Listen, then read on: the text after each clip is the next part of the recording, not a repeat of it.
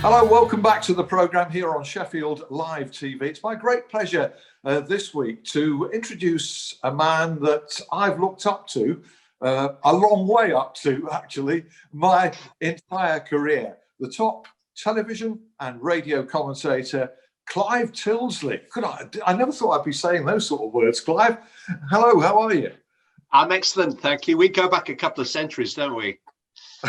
At least to the very start of commercial radio, really. I mean, a lot of your viewers won't be old enough, but once upon a time there were pirate radio stations which pumped music from ships moored out somewhere in the North Sea. For us as young people to listen to the music that we liked the most. In fact, I think Radio 1 was a response to the pirate stations. But in taking the pirate stations off the air, the government at the time felt they should do something to try to replace them with something legal. So they set up commercial radio stations. And we were among the lucky few to join the early radio stations around the country and report on football. In an era a lot of people won't remember, there used to actually be people in the stadium watching the games, in addition to the radio and TV guys. We used to call them fans, and they were really quaint. They added quite a lot to the atmosphere, but obviously they're not necessary anymore. We are missing them. Well, you were on the high seas on Merseyside, and I was on the high seas inland at Radio Hallam in Sheffield. Guess who got the short straw there? I endured years and years of misery. Well, no, that's not right, but lack of success on the field, enjoying myself very much in doing my role. But you on Radio City on Merseyside, my goodness me, what a way to launch a career, and what an era in which to do it. We're talking now late 70s. Yeah, I arrived. I actually was at university in Nottingham and managed to get a sort of T-boys job at Radio Trent just as that was taking off. And I spent 18 months there, and they were formative months in so much that I became the Nottingham Forest reporter. And so I saw an awful lot of Brian Clough. Guys like Martin O'Neill was probably my first and still my best friend in football. I was the same age as those guys. It was an era when we mixed freely with the players. Actually, in the early days on Merseyside, I went there in the spring of '77. The local radio commentators, reporters used to travel on the team coach. We'd go on the Friday night to an away game, stay in the team hotel, and travel on the team coach there and back. Probably the biggest single difference that I've seen from a serious point of view in all these many centuries that I've been lucky to work in the business is how football and its media have grown apart. And once upon a time, we were the players' best mates, weren't we? Well, yeah. I mean, I've had the honour and privilege of giving cigarettes to Jack Charlton on a team coach. And me, Dennis Law, my hero. Yeah. It's a rite of passage, isn't it, to give fags to footballers in the days when footballers smoked. I mean, we're going that far back. As Billy Bremner did, and many players did. And you're quite right that even up until probably the 1990s, I felt that I could just drop down to Bramall Lane or Hillsborough and catch whoever it was that I wanted to speak to, and not a press officer in sight, Clive. No, and I in the days before mobile phones, I had all the players' home numbers, and so and please don't take this the wrong way, I knew their wives almost as well as I knew them. I mean, we were almost part of the family, literally. I mean, it was an era, I guess, when we started to father children and stuff, and they were doing this. I say we were the same age as the players, and so not only did we hang around in corridors and get interviews with our mates, but after a game, there was a particular night spot in Liverpool, the Continental, where I'd on a Saturday night I'd go and hang out with the guys. They weren't the same. They were my friends, and a lot of them are to this day, which is lovely. Obviously, more of the manager generation than the player generation. But that the bond that I established with, funny enough, I mentioned I commentated on Saturday on an absolutely fabulous game between Everton and Leeds. And you had 2 of the 7 of the 92 managers who were born in the 1940s and 50s on duty there. And I did it as a little kind of quiz question, who in addition to Ancelotti and Bielsa, who are the other 5? And they're friends. Neil Warnock, Tony Pulis, and so on. The guys that I know, and it's wonderful. And I've obviously been covering England quite regularly over the course of the last decade or so. Gareth Southgate was our wedding. I mean, he's a pal. He's a guy that I'd sort of, chew the fat with about anything and everything. So, those relationships are remain very strong. And I know you've got a lot of them too. And I think it's quite difficult for young guys coming into our jobs now, into the media, to establish those kind of relationships with the players. Yeah, there are certainly fewer, and young journalists now look all goggle-eyed at you when you tell them about the level of access that you had. In fact, one of my long-term friends will be joining us. We'll have the pleasure of Chris Turner's coming. Yeah, in part 2, who you'll know well. We'll also talk about the question of age in life generally as the programme goes on. It seems to become increasingly relevant. People talk about experience, and there's none more experienced than yourself, Clive. But really, it's another E, isn't it? Enthusiasm that keeps us going.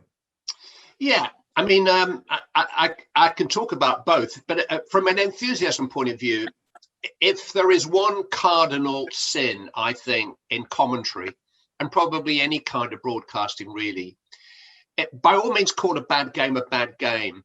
But don't make out that it's wasting your time.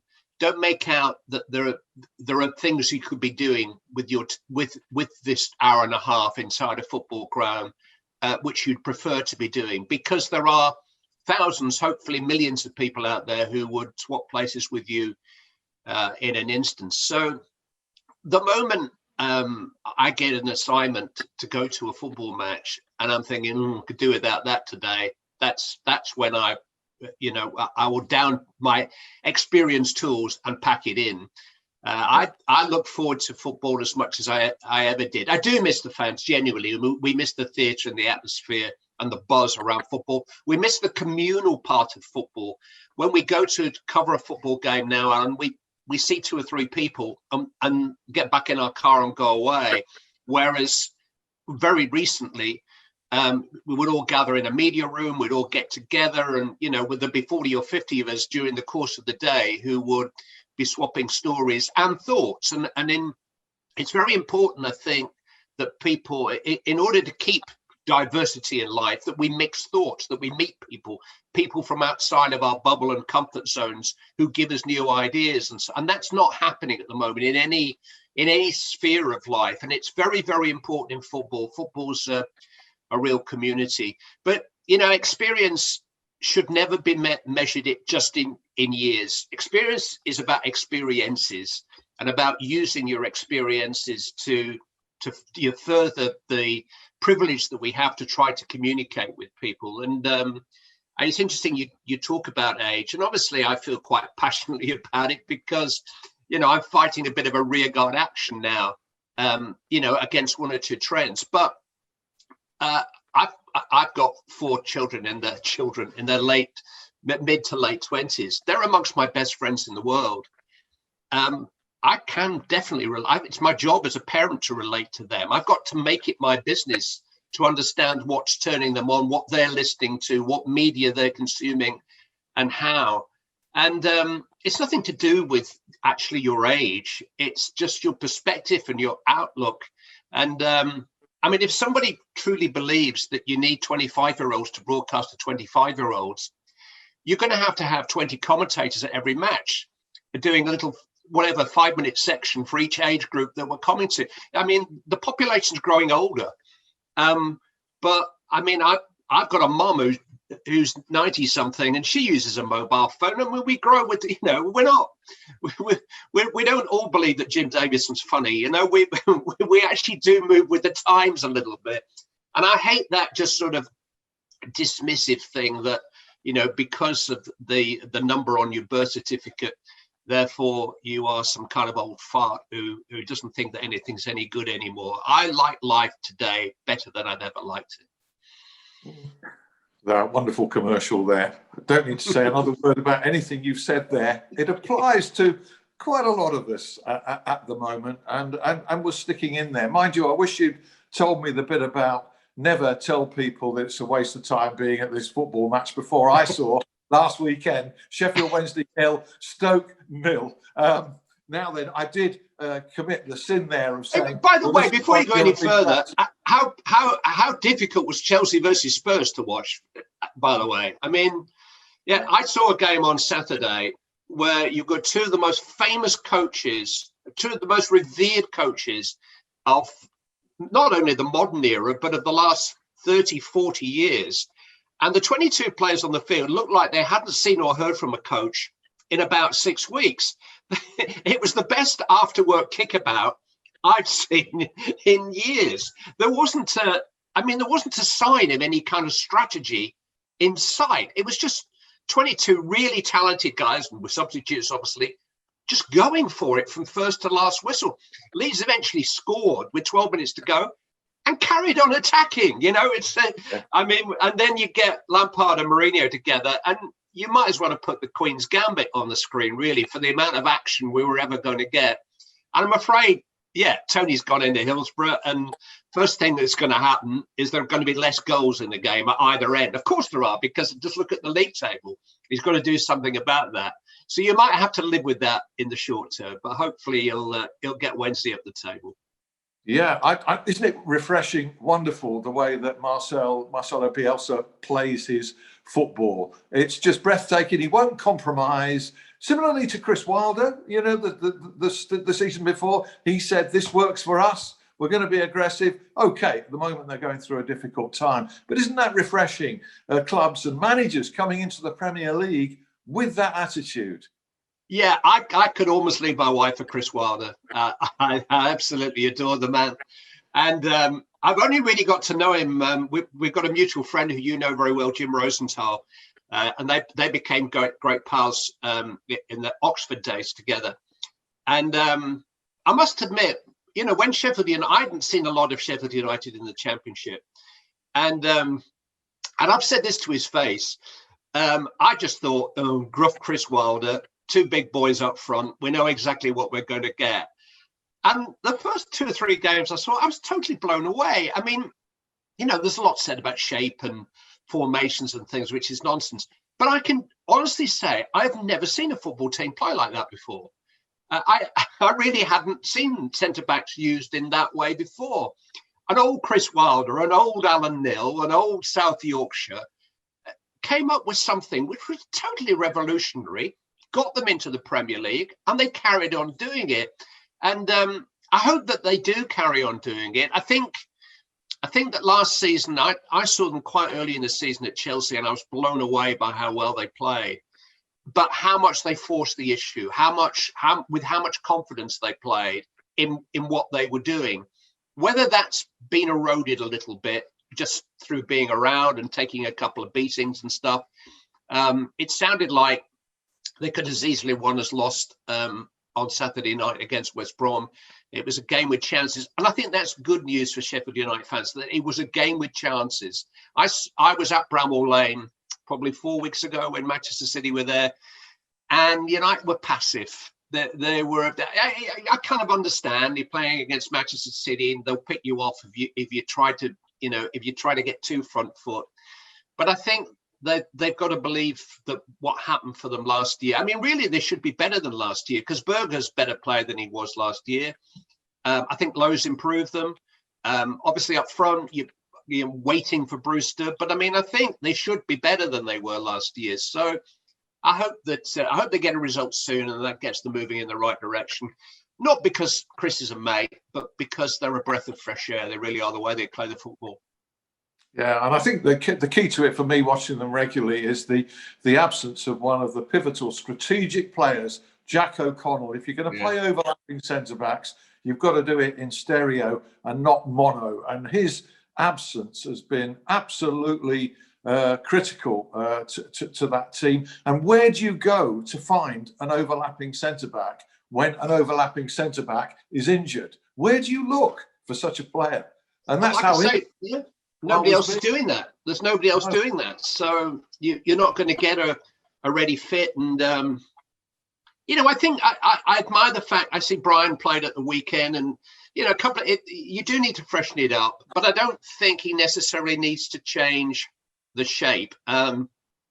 It's difficult with the front guys. It was interesting watching Callum Robinson playing against them at the weekend, because actually over the course of the last 15, 18 months, they probably had 5 strikers who, without being so damning them, have been kind of a muchness. There hasn't been a truly outstanding one. 1 week Mousset's done really well, and then you think, oh no, we want McGoldrick holding it up, and then Burke arrives on the scene this season, looked quite bright from the start. Now we're waiting to see what he's going to get out of Ryan Brewster. But it needs, 1 or 2 of those guys need now to start to deliver, because from what I've seen, they apart from the Manchester City game, they are creating chances, and they need to get moving, and that'll take a lot of the pressure and the weight off the other end of the field. I feel a bit for Aaron Ramsdale, because I think he is a really good young goalkeeper,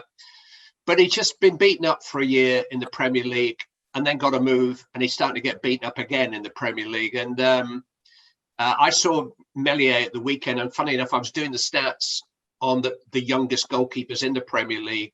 Mellier's 20. That's very, very young for a goalkeeper at that level. But Aaron's only 22. Who's the third regular number 1 goalkeeper in the Premier League is Jordan Pickford. And he's 26. So, everybody else is older than that. And those two are there's a real spotlight on them at the moment. And obviously Aaron's getting overworked anyway. And he's making saves, but inevitably he's making 1 or 2 errors because he's having to do so much. And they just need not a U-turn. They need to turn a bend. They need to turn a corner, and then I think it'll feel a bit more downhill. I'm absolutely convinced there are 3 worst teams in the league. But 1 point from 10 games, they're going to have to start playing like they did last season in order to get themselves moving. In Ramsdale's case, critical with goalkeepers, isn't it, that they have character, big characters. They nearly always are. And he strikes me as somebody who will survive this torrid spell for that reason. He's there, holds his head up, rather like Dean Henderson. But I wonder, at the other end, Clive, if there's a case again now for good old Billy Sharp. He's the most natural finisher at the club. He must have been looking on. He wasn't involved at the weekend. Must have been looking on, saying, if only I'd been on the field for that chance or that one. Okay, might not be the most athletic player around these days at his age, 34. But there's a case for him, I think. Chris Wilder, I'm sure, will consider that. What do you think? Yeah, well, nobody knows him better than Chris. So, but like I say, the problem really, and I don't know the situation as well as you would do on the ground, is that whichever 2 play, it's never a surprise to me. And it's 2 from, how many are there? 5? Well, probably only 5 now. Robinson's gone, but it is 2 from 5. And actually, I think you could probably poll 20 Blades fans and almost get every combination of what they think are the best 2. We just don't know. And 2 of them are going to have to make those positions their own and score some goals, because you can't stay in this league unless you're scoring some goals. Okay, well, a bit later on in part 2, certainly we'll talk more Sheffield Wednesday and Tony Pulis, and you know well, in the company of Chris Turner. We'll also discuss the fact that the Tyldesley household has started a cottage industry that certainly embraces the city of Sheffield in terms of its 2 famous football clubs. This is based on his years and years and years of experience, decades of experience on producing and preparing for very big football matches, not just internationally, but domestically. But I've got to ask you a sort of shop question, if you like, as somebody who's privileged to broadcast to a few people on the national airwaves, sometimes even a few million people over the years on the BBC and TalkSport and sometimes on Sky. I've got to ask you, what is it like to broadcast to the entire nation when the entire nation is coming together to watch an England game at a World Cup or a European Championships, something that you did so long in your life. What is that like? Well, it's probably different now to how it was even 10 years ago, because of social media and because of the scrutiny that we're under. And I've got no problem with scrutiny. I'm trying to broadcast responsibly all the time, and we're trying to entertain. We're trying to make people think, make them smile. We're trying to raise topics for debate. I say we're trying to lace it with a little bit of a humor or whatever from time to time. And if I say that that's becoming more and more dangerous, I don't want to. I'm actually very pro PC. I mean, most PC is actually just being considerate to fellow human beings, and I get that, and I'm absolutely fine with that. And I'm certainly not looking to offend anybody with anything I say. I'm not an abrasive kind of broadcast. I'm not an abrasive kind of person. I've never been in a fight in my life, so I'm never looking to do that. But I think there was a greater degree of acceptance 10 years ago that actually I'm not an elected leader. I am just a football commentator. I am just part of the kind of entertainment that's coming out of that box or that tablet or whatever you're watching and listening to us on. And what I do scratch my head at is that the current prime minister of our wonderful country, the outgoing president of the USA, have both said things publicly in the last 3 or 4 years that would end our careers. At that moment, our careers would be over on account of something that Boris Johnson or Donald Trump have said. And okay, you're looking at somebody who didn't actually vote for Boris Johnson, but that's not the point I'm making. The point I'm making is what? I mean, we're just commentators. Why are we charged with trying to preserve the moral sanctity of the entire nation during the course of a football commentary? And it is stifling our ability to pick up a microphone and actually commentate from the heart, which is what we want to do. And a Twitter storm's a Twitter storm, and it is a bit of stuff and nonsense, but it can end your career. If it gets out of control, you don't actually get much of a right to reply, certainly not in 270 characters or whatever it is. So it is a different world. And what I'm coming around to saying, and the lady I'm talking about, when we're commentating on a major tournament, we have a producer that travels around with us. And I've had a wonderful producer for much of the last 10, 15 years called Anne Barker, very, very proficient and professional woman who knew exactly what we needed at any given time. And on the lunchtime of the World Cup semi-final in 2018, which I think was watched by 28 million or something, she said to me, are you okay? You seem a bit quiet. And she was really excited about England in the World Cup semi-final. And forgive my French, I just said to her, and I said it without thinking, I said, Anne, I can only F up tonight. That's all I can do. And she looked at me, and I realized to the point I found her 15 minutes later to apologize. I said, look, this is not any lack of enthusiasm. I really am looking forward to this. And to answer your question, I feel fully prepared. You've done everything that you could. It's up to me now. But really, there was nothing I could do to enhance my reputation during the course of 90 minutes in front of 28 million people. All I could do was F up. All I could do really was end my career at some stage by saying something which a portion of them disagreed with. And we disagree as a matter of right in football, don't we? We have arguments about football all the time. I mean, why would an absolute stranger sitting at a keyboard decide to pick an argument with me or with something I've said to the point that they're demanding that my career is ended there and then on the spot?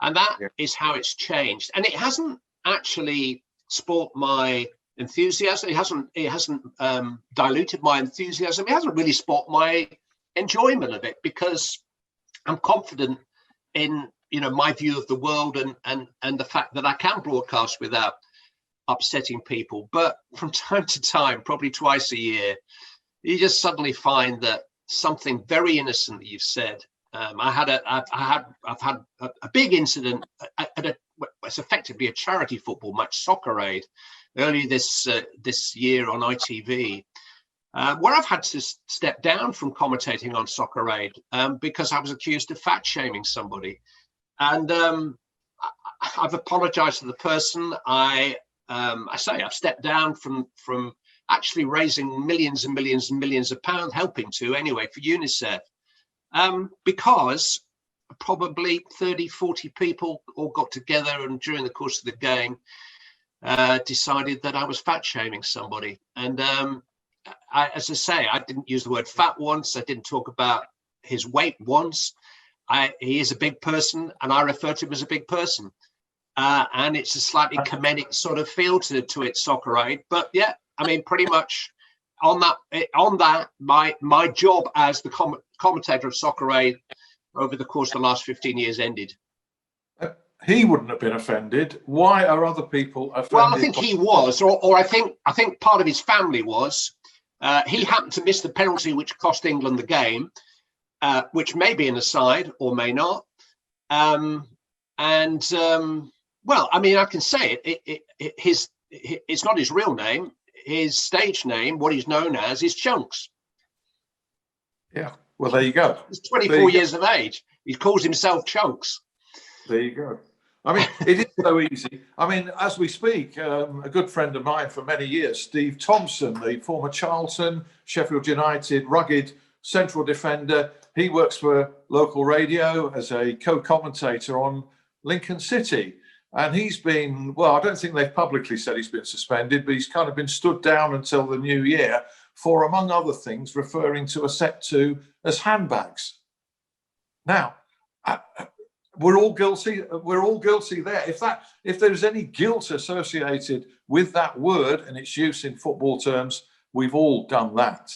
And yeah, and actually, the more you think about it, you know, maybe it's not as appropriate in 2020 as it was in 1920 or whatever. And I get that. And by the way, what I said about Chunks was rude and mean-spirited, and I wish I hadn't said it. And I have apologized personally on his personal email to him. I'm sorry I said it. I mean, I'm not bragging that I said it was. Listen, it's not a scripted performance, is it? A commentary. In the course of a 90-minute commentary, we will always have 5 or 6 things that we wish we hadn't said or said differently. Of course we will. Even the best commentary you can do. So yeah. I say I am apologetic without any doubt for what I said. And it was hopefully out of character, and it was out of place. But it was a throwaway remark. It was an aside. And when you think what we're dealing with at the moment, you know, with how many people are dying every day because of a pandemic, the likes of which we've, you know, never seen or can even comprehend. And this is happening? What? No, I'm sorry. Context and relevance and perspective are part of our profession. You and I, that's what we've got to do. We are the messengers, you know, we are Phidippides. We are sent to the battleground. We get a fantastic seat on the halfway line at the Battle of Marathon, and we come back to Athens and we tell people who won. That is journalism. That's what we do. That is our job. And it's our responsibility to do that accurately and to do it with some context, to editorialize. That's what communication is all about. And that's what I try to do every single day. It's what you try to do every single day. It's what we were taught to do by the people that we look back and call our mentors, the Paul Dohertys and the Brian Moores and the Reg Guttridge, who was my great mentor. That's how they taught us to be broadcast journalists. I'm not having people who don't think like that, who dismissing what I do in terms of 8 syllables that I happen to have said in the midst of a million. I will stand up against that. Yeah, quite right too, Clive. And you're absolutely spot on about the lack of accountability from our leaders, saying things that would get us sacked immediately, and they just brazen it out. I mean, from a personal point of view, a few years ago, working for TalkSport, I effed up as it were, during Huddersfield 0 Wolves 4, I think it was, at half time. And as the fourth Wolves goal went in, the word in my head was aberration, but the word that came out was abortion in description of it. It's entirely the wrong word, but actually in some contexts it's the right word in connotation with Huddersfield's performance that day. But within minutes on my social media, there were people calling for me to be sacked, for which I apologised, of course, and said that the word in my head came out wrong. We all make mistakes, don't we? Should be a bit more tolerance in life, and we try and show the same tolerance to players and managers, I think. And too often, in my view, we lead the charge that says, "Is your job on the line? You know, are you under pressure? Are you likely to get sacked?" I mean, it's being asked about Chris Wilder at the minute. Come on, you know. Yeah, I mean, during the first lockdown, I've actually, his plug, I've written a book which is coming out in the spring, and it's sort of semi-biographical, but it's more to do with the people that I've met. And I talk a lot about the relationship between media and managers. And I'll tell this story very quickly. Dave Jones, who, you know, manager of Southampton and Wolves and Stockport County, former Everton player, really, really good friend of mine when he was playing at Everton. And Dave went through an awful thing in his career between playing and managing. When he was actually working for the social services, you know, he didn't take a pub or a bookies. He actually went into the community and tried to help out children with issues. And he got accused, you know, the worst accusation that virtually could be leveled at anybody. And it was totally false. And it never went to court. But at one stage, his solicitor actually asked if I would be a character reference for him. And the answer was yes. Run forward, he's manager of Wolves, I guess, another 10 years later. They just had a bad defeat at West Ham. And it's Jones out time. And I, at the end of my interview with him, asked him, do you think you'll still be the Wolves manager in a week's time? And he answered it and then turned away and said, hey, by the way, thanks, mate. Thanks a lot. And I've never asked a question like that since, because it's just sort of some macho thing. We maybe even have an editor in our ears. You've got to ask him. You know, actually, why? Why have I got to ask him? You know, I'm not going to sack him. He's not going to sack himself. It's going to be somebody else's decision. Why is it, you know, a sign of a good, strong journalist that you're prepared to ask the difficult questions? When actually, it's like when a minister goes into Downing Street before a reshuffle, knowing that he or she are about to get the axe. Who is that Pratt who says, do you think you'll still be Chancellor in a week? I mean, that's not journalism. What on earth? You're just trying to get onto the telly. You're on the telly. You're a broadcaster. There's no need to do that. That's not a question. It's not a question at all. It's just an act. It's just a bit of stage theatre.